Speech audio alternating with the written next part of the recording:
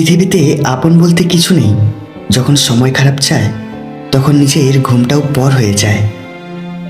টাকাই পুরুষের একমাত্র দামি পারফিউম, যা শুধু নারীকেই নয়, আশেপাশের মানুষকেও আকৃষ্ট করে রাখতে পারে। 25 বছর পর্যন্ত আমরা ভাবি লোকে কি বলবে, 50 বছর পর্যন্ত আমরা ভয় পাই লোকে কি ভাববে, কিন্তু 50 বছর পর বুঝতে পারি লোকে কখনো আমাদের কথা চিন্তাই করেনি। ছেলেদের 6টি জিনিস যা গোপনে ভালোবাসে মেয়েরা। নাম্বার 1, ছেলেরা তাকে কোনো বিষয়ে পরামর্শ দিক, সেটা মেয়েরা পছন্দ করে। নাম্বার 2, মেয়েটাকে অধিক পরিমাণে গুরুত্ব দেওয়া। নাম্বার 3, বিশেষ দিনগুলোর কথা মনে রাখলে পছন্দ করে। নাম্বার 4, যাই হোক না কেন সত্যি কথা বলাকে। নাম্বার 5, মেয়েটার ছোটোখাটো বিষয়ে খেয়াল রাখা। আর নাম্বার 6, মুখে না বললেও ছেলেরা যদি তার ছেলে বন্ধুর সাথে আড্ডা বা ঘুরতে যায় তা মেয়েরা পছন্দ করে। মনোবিজ্ঞানীদের কিছু ফ্যাক্ট। নাম্বার 1, যে মানুষ বলে আমি কখনো প্রেম করব না, সেই মানুষ প্রেমে পড়ার পর তার লাভারকে ছাড়া থাকতে পারে না। নাম্বার 2, 15 বছর বয়স পর্যন্ত কোনো বাচ্চা নিজেকে আয়নায় ভালো করে চিনতে পারে না। নাম্বার 3, সুন্দর চেহারার লোকেরা বুদ্ধিমান না হওয়ার পরেও লোকেরা তাদের বুদ্ধিমান ভাবে। নাম্বার 4, যে লোক বেশি লজ্জা করে সেই লোকের মধ্যে সবচেয়ে বেশি বোঝার ক্ষমতা থাকে। নাম্বার 5, যদি কোনো মেয়ে আপনার জন্য ভালো কিছু খাবার রান্না করে নিয়ে আসে তাহলে বুঝে নিও আপনি তার কাছে স্পেশাল কেউ একজন। নাম্বার 6, মেয়েরা একটি ব্যাপারে অনেক জেলাস ফিল করে, যখন তার বেস্ট ফ্রেন্ড নিজের বয়ফ্রেন্ডের সাথে বেশি বেশি গল্প বলে। আর নাম্বার 7, যদি কেউ আপনাকে সত্যিই চায় তাহলে সে আপনার আওয়াজ শুনেই খুশি হয়ে যাবে। একটি মেয়ের হাসি অবশ্যই একটি ছেলের হাসির চেয়ে সুন্দর, কিন্তু একটি ছেলের কান্না একটি মেয়ের কান্নার চেয়েও অনেক বেশি বেদনাদায়ক, কারণ একটা ছেলে কখনো কাঁদে না। স্ত্রীর কথা কেন শোনা উচিত নয়, একটি শিক্ষণীয় গল্প। রাজদরবারে একদিন এক জেলে একটি বড়সড় মাছ নিয়ে গেল। রাজামশাই মাছটি দেখে খুব খুশি হলেন, কারণ মাছ তার খুব প্রিয় খাবার ছিল। এজন্য রাজামশাই খুশি হয়ে জেলেকে 50 টাকা দিয়ে দিলেন। সেই আমলে 10 টাকা মানে অনেক কিছুই, তাহলে 50 টাকা মানে অনেক টাকা। এদিকে পাশেই বসে থাকা রানী ফিসফিস করে রাজাকে বললেন, এই মাছটার দাম তুমি 50 টাকা দিয়ে দিলে। বড়জোর খুশি হয়ে তাকে 15 থেকে 20 টাকা দিতে পারতে। মাছ ফেরত নিয়ে টাকা ফেরত দিতে বলো। রাজামশাই বললেন, এ কি বলো রানী, রাজারা যা বলে তা নড়চড় করা অসম্ভব, তাছাড়া এটা তো রাজাদের ইজ্জতের ব্যাপার। রানী বললেন, আমি এমন একটা বুদ্ধি দিচ্ছি যা প্রয়োগ করলে তোমার সম্মানের কোনো হানি হবে না। জেলে মাছ নিয়ে টাকাও ফেরত দিবে। রাজামশাই বললেন, কি বুদ্ধি? রানী বললেন, জেলেকে ডেকে বলবে তোমার মাছটা কি পুরুষ না স্ত্রী। যদি জেলে বলে মাছ পুরুষ, তাহলে তুমি বলবে আমার স্ত্রী মাছ লাগবে। আর যদি জেলে বলে মাছটি স্ত্রী, তাহলে তুমি বলবে আমার পুরুষ মাছ লাগবে। অতএব জেলে তখন মাছ ফেরত নিতে বাধ্য হবে। রাজা রানীর বুদ্ধিতে খুশি হয়ে জেলেকে ডেকে জিজ্ঞেস করলেন, তোমার মাছটা কোন জাতের, পুরুষ না স্ত্রী? জেলে থতমত হয়ে একটু ভেবে চিনতে বলল, জাহাপনা, আমার মাছটা পুরুষও না স্ত্রীও না, আমার মাছটা হলো হিজড়া। এবার রাজদরবারে হাসির রোল পড়ে গেল। রানীও শাড়ির আঁচল দিয়ে মুখ ঢেকে হাসলেন। রাজা জেলের বিচক্ষণতা দেখে খুশি হয়ে আরও 50 টাকা দিয়ে দিলেন। জেলে খুশি হয়ে মোট 100 টাকা পোটলায় নিয়ে বের হয়ে যাচ্ছে। রাজমহলের মেন গেটের সামনে যেতেই পোটলা থেকে 5 টাকা মাটিতে পড়ে গেল। জেলে তা তুলে চুমু খাচ্ছে, কপালে লাগাচ্ছে। এদিকে রানী তা দেখে রাগে ফোঁসফোঁস করছে। রানী বললেন, যাবো না, এই জেলে এত লোভী কেন? 100 টাকা থেকে মাত্র 5 টাকা পড়ে গেছে। জেলের তা সহ্য হচ্ছে না, যাবো না, আপনি তাকে শাস্তি দেন। রাজাও ভাবলেন, ঠিকই তো, মাত্র 5 টাকা পড়ে গেছে, গেট দিয়ে কত গরিব মানুষ আসা যাওয়া করে, তারা না হয় কুড়িয়ে নিত। রাজামশাই জেলেকে ডেকে বললেন, এই লোভী জেলে, তোমার এত লোভ কেন? এত টাকা দিয়েছি তোমায়, মাত্র 5 টাকার লোভ সামলাতে পারলে না, তার তুলে চুমু খাচ্ছ, তোমাকে কঠিন শাস্তি দেওয়া হবে। জেলে বলল, যাবো না, আমি কিন্তু লোভের কারণে ওই টাকা তুলে চুমু খাইনি। টাকার গায়ে আমার রাজামশাই ও রানীমার নাম লেখা আছে, তাই ভাবলাম টাকাটা মাটিতে পড়ে থাকলে হয়তো অন্য কোনো মানুষ পা দিয়ে পিষবে, আর আমার রাজা ও রানীমার ইজ্জতের হানি হবে। তাই আমি টাকাটা তুলে চুমু খেলাম এবং কপালে ঠেকিয়ে সালাম করলাম। এবার রাজামশাই আরও খুশি হয়ে জেলেকে আরও 100 টাকা দিলেন। সর্বমোট 200 টাকা দিয়ে জেলেকে বিদায় করলেন। তারপর রাজা ঘোষককে বললেন, তুমি সমগ্র রাজ্যে ঘোষণা করে দাও, কেউ যেন বইয়ের বুদ্ধিতে না চলে। আর এটাও বলে দাও, বইয়ের বুদ্ধিতে চললে 50 টাকার জায়গায় 200 টাকা লোকসান হবে। স্ত্রী বদমেজাজি হলে 2টি কাজ করুন। 1, তার রাগের সময় চুপ থাকুন। আর 2, রাগ থেমে গেলে তাকে ছেড়ে যাওয়ার ভয় দেখান।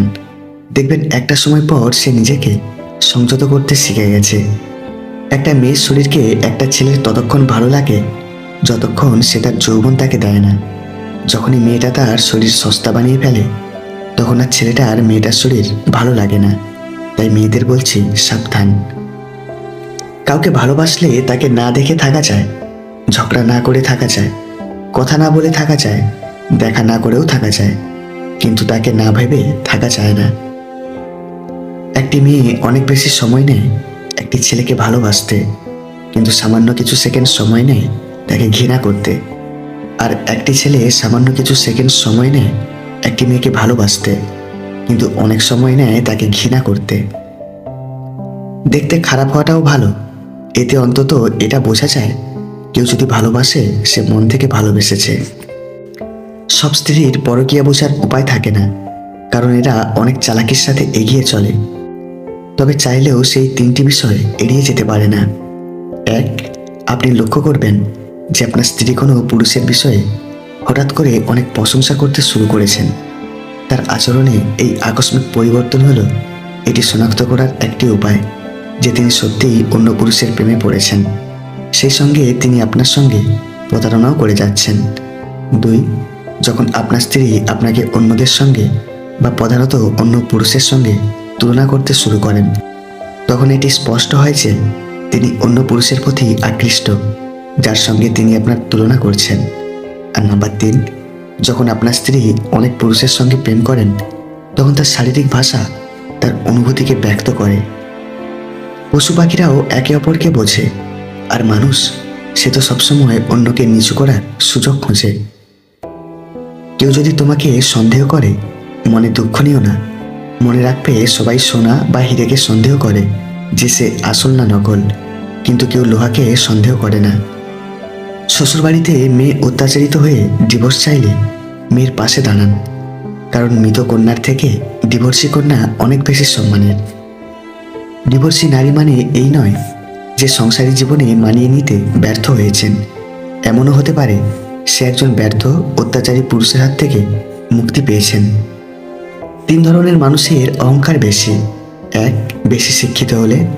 2, বেশি সুন্দর হলে। আর 3, হঠাৎ বড়লোক হলে। যত নামি দামি রেস্টুরেন্টের খাবার হোক, মায়ের হাতে রান্নার কাছে সব কিছুই হার মানে। পৃথিবীতে সেই মেয়েটি ভাগ্যবান যাকে ভালোবেসে পাওয়ার জন্য একটা ছেলে চোখের জল ঝরায়। জীবন হেরে যায় মৃত্যুর কাছে, সুখ হেরে যায় দুঃখের কাছে, ভালোবাসা হেরে যায় অভিনয়ের কাছে, আর বন্ধুত্ব হেরে যায় অহংকারের কাছে।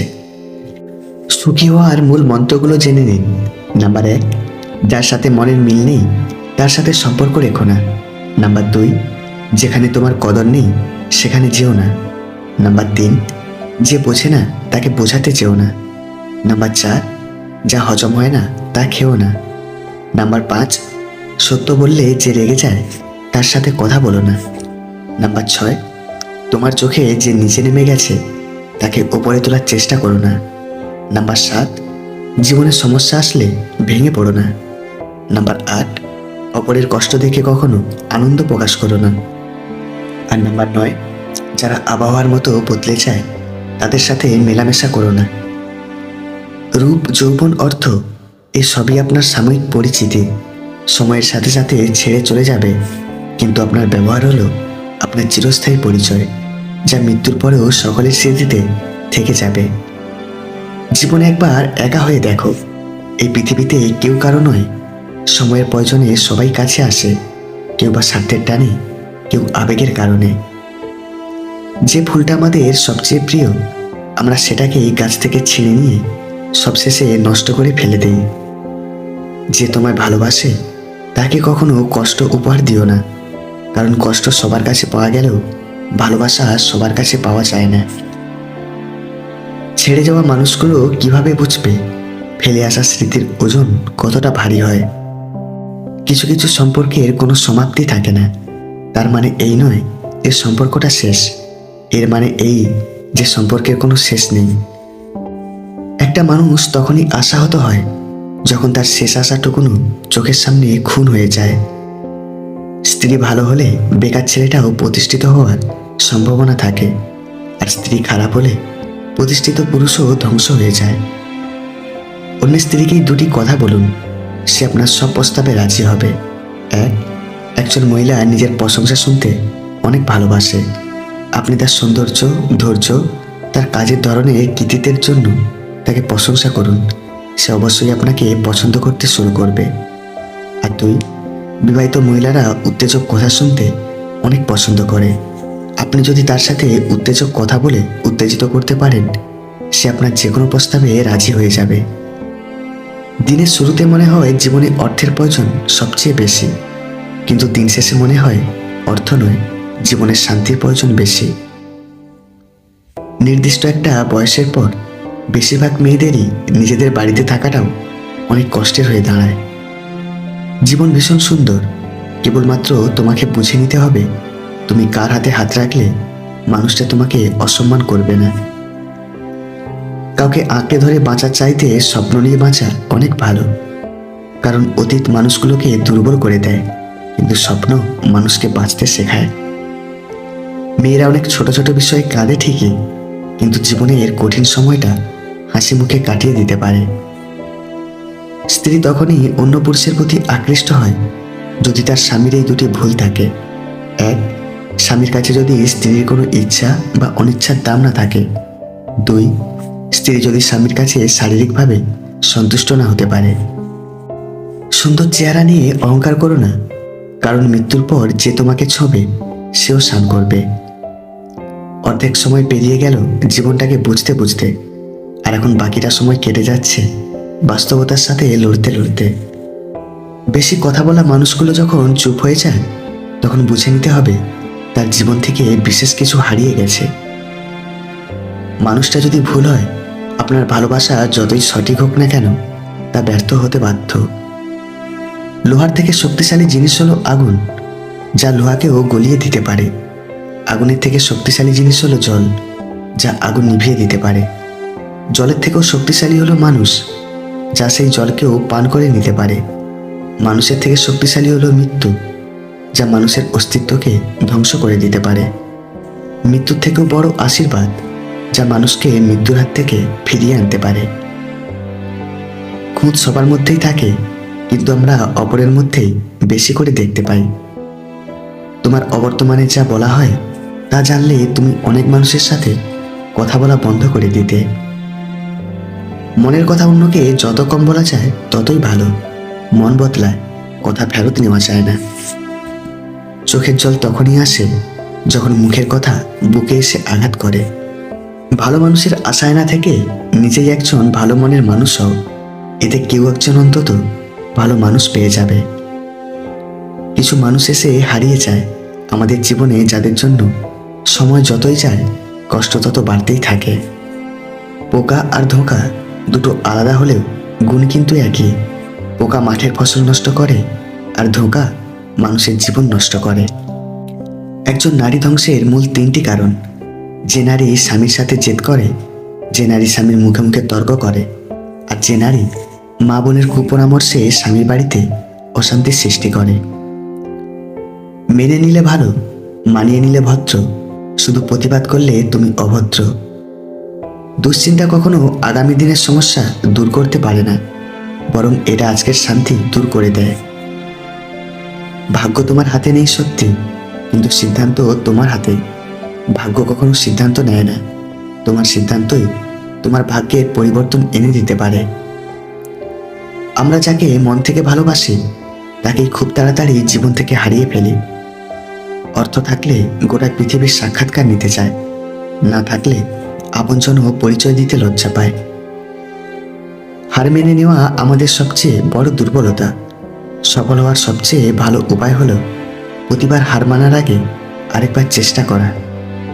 শ্বশুরবাড়িতে একটি মেয়ে তখনই নীরবে চোখের জল ফেলে যখন তার স্বামী তাকে সবচেয়ে বেশি অবহেলা করে। জীবনে হাসো কিন্তু কাউকে কাঁদিয়ে নয়, জীবনে সুখী হও কিন্তু কাউকে ঠকিয়ে নয়। চাইলেই কি কাউকে নিজের করে পাওয়া যায়? তার জন্য তো ভাগ্যের দরকার হয়। সুখে থাকা মানুষগুলো বোঝে না কষ্ট কি, স্বপ্ন দেখা মানুষগুলো বোঝে না বাস্তবতা কি, আর স্বার্থপর মানুষগুলো বুঝবে না সম্পর্ক কি। রাগ এবং ঝড় দুটোই একরকম, থেমে যাবার পর বোঝা যায় কতটা ক্ষতি হয়েছে। অনেক ভেবে দেখেছি, অবশেষে মুখোশধারীরাই ভালো থাকে দিন শেষে। যে যত মিশুক হয় মানুষ তাকে তত সস্তা মনে করে। যদি বাকি জীবন শান্তিতে কাটাতে চাও তাহলে অন্যের কথায় কান্না দিয়ে নিজের মতো বাঁচো। যেদিন থেকে তুমি তোমার হাসির মালিক হয়ে যাবে সেদিন থেকে তোমাকে আর কেউ কাঁদাতে পারবে না। সময় তাকেই দিও যে সময়ের মূল্য বোঝে, সম্পর্ক তার সাথেই রেখো যে তোমার গুরুত্ব বোঝে। খুব করে চাওয়া জিনিস যখন না পাওয়ার খাতায় জমা হয় তখন পৃথিবীর শ্রেষ্ঠ কিছু হাতের মুঠোয় এলেও পাওয়ার ইচ্ছেটা মরে যায়। মানুষ বড়লোক হলে ভুলে যায় সেও এক সময় গরিব ছিল, টিচার হলে ভুলে যায় সেও এক সময় স্টুডেন্ট ছিল। ঠিক তেমনই অধিকাংশ নারীরা শাশুড়ি হলে ভুলে যায় সেও এক সময় বৌমা ছিল। একবার দুই বন্ধু মজা করার জন্য 3টি ছাগলের উপর 1, 2 এবং 4 লিখে একটি কলেজ ক্যাম্পাসে ছেড়ে দিল। পরের দিন কলেজ কর্তৃপক্ষ দেখল তাদের কলেজ ক্যাম্পাসে 3টা ছাগল ঘুরছে। সিকিউরিটি গিয়ে ওই 3টি ছাগল ধরে আনলো। তারা ছাগল 3টি ধরার পর দেখল ছাগলের উপর 1 নম্বর, 2 নম্বর এবং 4 নম্বর লেখা আছে। সুতরাং তারা এটা অনুমান করলো যে এখনো 3 নম্বর ছাগলটা ধরা বাকি আছে। তারা সবাই মিলে তন্ন করে খুঁজেও 3 নম্বর ছাগলটি খুঁজে পেল না।